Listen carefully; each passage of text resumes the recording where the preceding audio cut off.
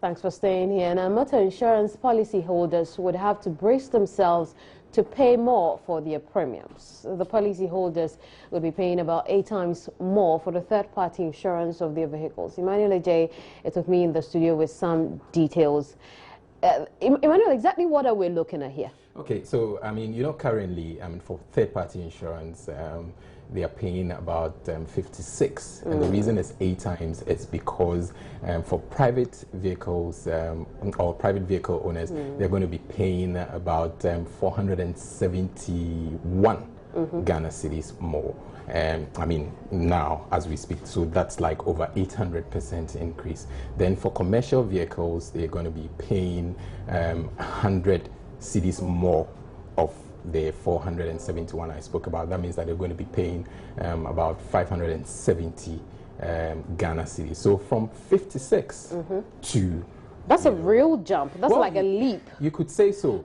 I'm sure we would later speak to the Insurance Association, but they would explain But tell me, this does have an effect on comprehensive policies as well. Yeah, because, comprehensive policy, as the name suggests, it's comprehensive, so it has a component of the third party. The third party risk is actually separate, so people prefer the third party because of the the cost that's relatively affordable. But for comprehensive is much more expensive because it has the third party, it has you, the owner of a vehicle, as well as the vehicle itself, and also that would be much more. But there's the let's find out why the insurers want to make this move. I'm joined over the telephone by Chief Executive of the Ghana Insurers Association, Achu Menyawovo. Thanks for joining us here, Mr. Menyawovo.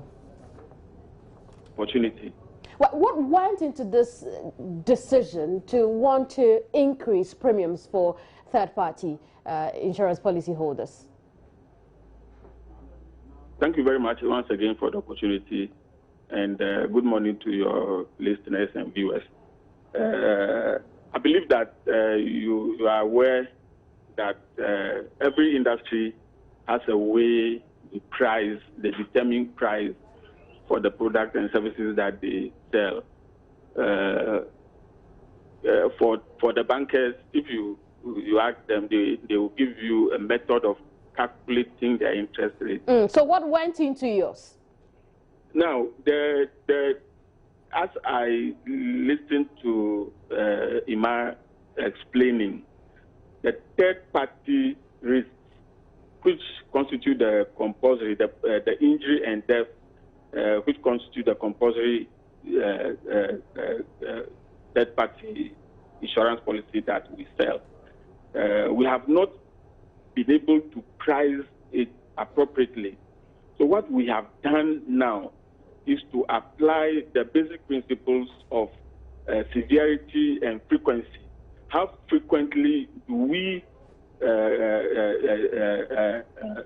get accidents on our roads resulting in claims on the third party?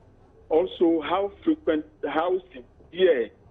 the impact, the financial impact of those accidents are on us.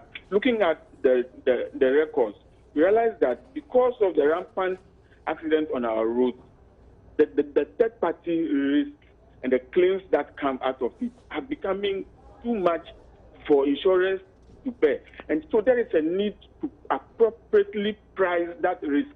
That is what we have done. It is not just increasing premiums, it is determining an appropriate pricing mechanism for the third-party risk. That is what we have done.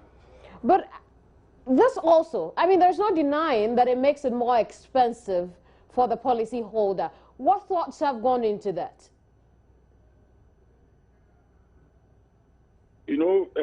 Definitely that is what the person buying the insurance will think. But you see, that person buying the insurance is transferring his liabilities for injuring pedestrians, injuring passengers. Mr. Menyawovo, I get that. Now, the thought is the fact that many more people do not take claims. When you take a year, many more people do not take claims than do. And so going up on the premiums seems as though it would have the insurance companies benefit more than the policyholders. Unfortunately, that is not true. The facts do not bear what you have just said.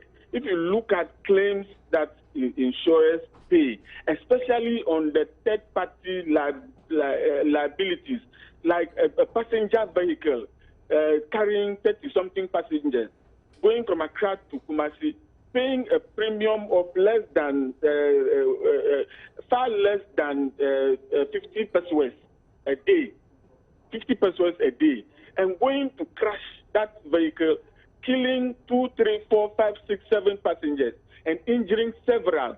Insurance companies bear the responsibility of compensating those victims. You see, so it is not true that we don't pay claims. If you want us to do a program on claims that come out of third-party motor insurance policies, we can spend time to do that. Mr. Menyovo, just hold the line for me quickly. And Emmanuel Ajay is with our business desk. His business editor here at Joy News, business news editor here at Joy News. Ima, do you see this being extremely difficult for drivers, private and commercial alike, to pay?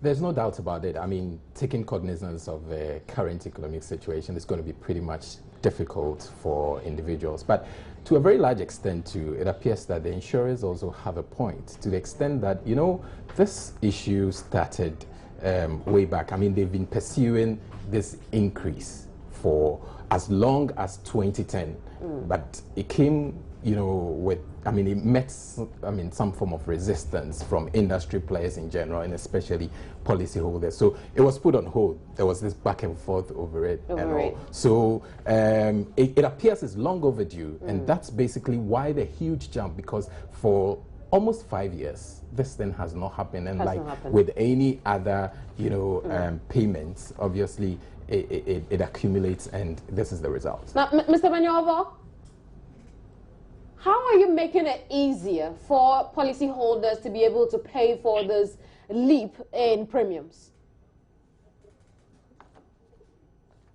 Well, the ideal thing is to pay upfront.